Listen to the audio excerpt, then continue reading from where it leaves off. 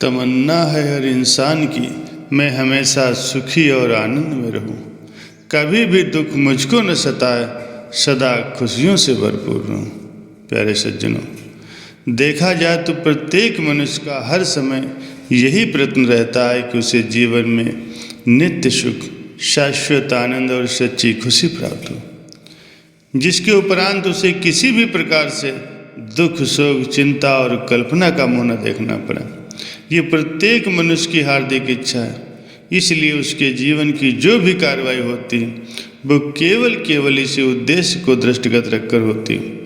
लेकिन विचारणीय बात तो ये है कि प्रयत्न और पुरुषार्थ करने पर दिन रात भाग दौड़ करने के उपरांत भी क्या संसारी मनुष्य को सच्चे सुख, सच्चे आनंद की प्राप्ति होती है जिसका कि वो अभिलाषी है?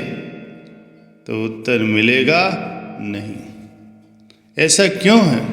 सच्चे सुख, आनंद और सच्ची खुशी को प्राप्त करने के लिए मनुष्य दिन रात प्रयत्न और पुरुषार्थ करता है, दौड़ धूप करता है। ये इस बात की सिद्ध करता है कि सभी प्रकार की आधुनिक सुविधाएं उपलब्ध होते हुए भी वह उस नित्य सुख, सच्ची खुशी से वंचित है जिसको प्राप्त करने की प्रबल इच्छा उसके हृदय में विद्यमान है। अथवा यूँ कहा जा सकता है कि वह अपनी वर्तमान स्थिति से, जो कि सच्चे सुख, आनंद और खुशी से रहित है, उससे संतुष्ट ही नहीं होता और अपनी इस स्थिति में, जो कि चिंताओं, कल्पनाओं और शांति से भरपूर है, में परिवर्तन चाहता है। जो अस्थायी खुशी उसे जीवन में कभी कभी ही अनुभव होती है और इसके बाद फिर उसे अनेकों चिंताएं, अनेकों कल्पनाएं याद घेर लेती हैं। इस स्थिति से वो छुटकारा पाकर शाश्वत एवं स्थायी सुख, आनंद और सदा साथ रहने वाली खुशी चाहता है। ये उसकी भावना कोई असहज नहीं है। श्री रामचरितमानस में वर्णन आया है, ईश्वर अंश जीव अविनाशी, चेतन अमल सहज सुख राशि।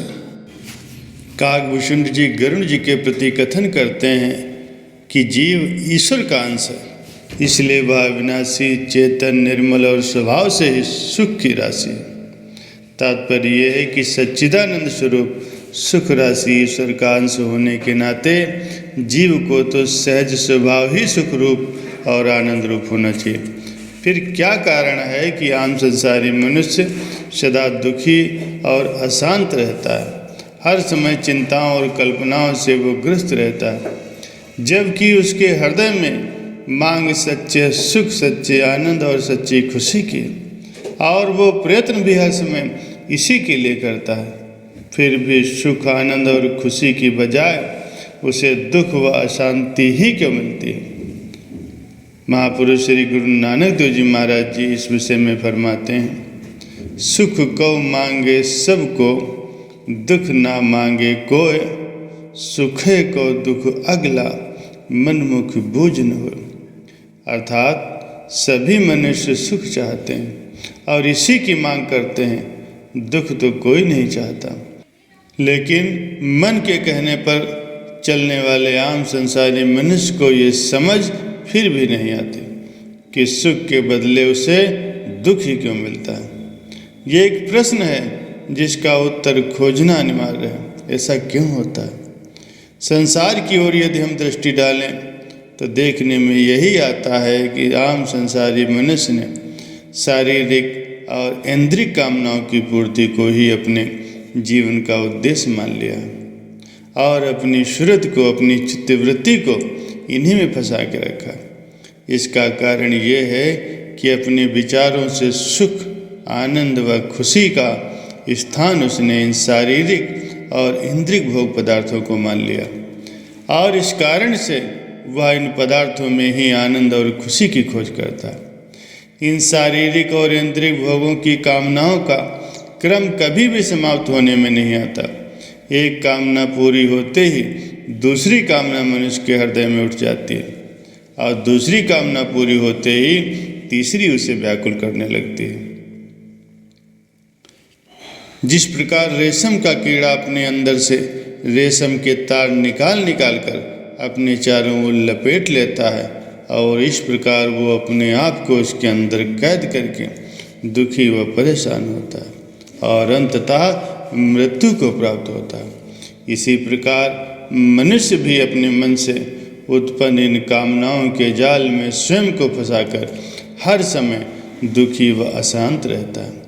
शारीरिक एवं इंद्रिक भोग पदार्थों की कामनाओं का क्रम मनुष्य लगातार फैलाता जा रहा है कि उससे उसे सच्चा सुख, सच्चा आनंद प्राप्त होगा, लेकिन परिणाम उसकी इच्छा के बिल्कुल विपरीत निकलता है। जिस पदार्थ में वो आनंद और खुशी मानकर उसकी प्राप्ति के लिए यत्न और पुरुषार्थ करता है, उसमें सच्चा आनंद और सच्ची खुशी जब उसे प्राप्त नहीं होती, तब वो ये सोच कर कि शायद किसी अन्य पदार्थ में उसे सुख आनंद की प्राप्ति हो जाए, लेकिन दूसरे पदार्थों की कामना उसके मन में उभर आती है और इस प्रकार नित्य नई कामनाओं को पूरा करने में ही वो दिन रात लगा रहता है।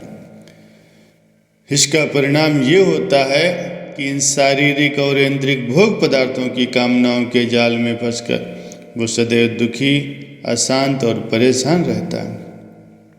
संसार के इन असत्य और अनित्य भोग पदार्थों में सच्चा सुख, सच्चा आनंद और सच्ची खुशी है ही नहीं, तो उसे भला प्राप्त कहाँ से होगी। भगवान श्री कृष्ण जी महाराज जी अर्जुन के प्रति फरमाते हैं कि हे अर्जुन, जो ये इंद्रिय और विषयों के संयोग से उत्पन्न होने वाले सब भोग हैं, यद्यपि विषयी पुरुषों को ये सुख रूप लगते हैं, फिर भी ये दुख के ही हेतु हैं और आदि अंत वाले अर्थात अनित्य और नश्वर हैं। इसीलिए बुद्धिमान पुरुष उसमें नहीं रमता। भगवान ने कितने स्पष्ट शब्दों में फरमा दिया है कि शारीरिक इंद्रियों के सब भोग पदार्थ दुख रूप हैं। इनमें सुख, आनंद और सच्ची खुशी है ही नहीं। मनुष्य ने जो इन्हें सच्चे सुख, सच्चे आनंद और स्थायी खुशी का स्थान समझ रखा है और ऐसा समझकर दिन रात इनके पीछे भाग रहा है, तो यह उनकी भूल व अज्ञानता है। जब तक वो अपनी ये भूल नहीं सुधारेगा और वास्तविक ठिकाने पर शाश्वत सुख, आनंद और सच्ची खुशी की खोज नहीं करेगा, उसकी हार्दिक अभिलाषा कभी भी पूरी नहीं हो सकती। अब प्रश्न उत्पन्न होता है कि सच्चे सुख, सच्चे आनंद का ठिकाना फिर कहाँ है? शाश्वत सुख, सच्ची खुशी मनुष्य कैसे प्राप्त कर सकता है? तो इसका उत्तर महापुरुष इस प्रकार से देते हैं कि सच्चे सुख, सच्चे आनंद और सच्ची खुशी का स्रोत एकमात्र ईश्वर परमात्मा, जिसका ये जीव अंश है। जब मनुष्य शारीरिक और इंद्रियों के भोगों की कामनाओं के लिए भागना छोड़कर परमात्मा के साथ संबंध जोड़ता है, अर्थात उसके नाम का स्मरण करता है, उसकी भक्ति करता है, उसका चिंतन करता है, तब उन सच्चे सुख, सच्चे आनंद की सहज में ही उसे अनुभूति होती है। भक्ति सुख का मूल है, भक्ति सुख की खान, जाके हृदय भक्ति बसे पावे पद निर्वाण। सुख प्रदाता इस नाम और भक्ति की प्राप्ति समय के पूर्ण संत महापुरुषों से होती है। पूर्ण संत सद्गुरु ने जो हमें नामदान दिया है, परमात्मा का वो नाम हमारे रोम रोम में समाया हुआ है। बस यही नित्य सुख, शाश्वत आनंद और सच्ची खुशी को प्राप्त करने का एकमात्र साधन है। हमारे हजूर श्री सद्गुरुदाता दयाल जी महाराज जी आप सबका कल्याण करें, आप सबका जीवन सुख, आनंद और खुशी से भरपूर हो, यही हमारी हार्दिक अभिलाषा है।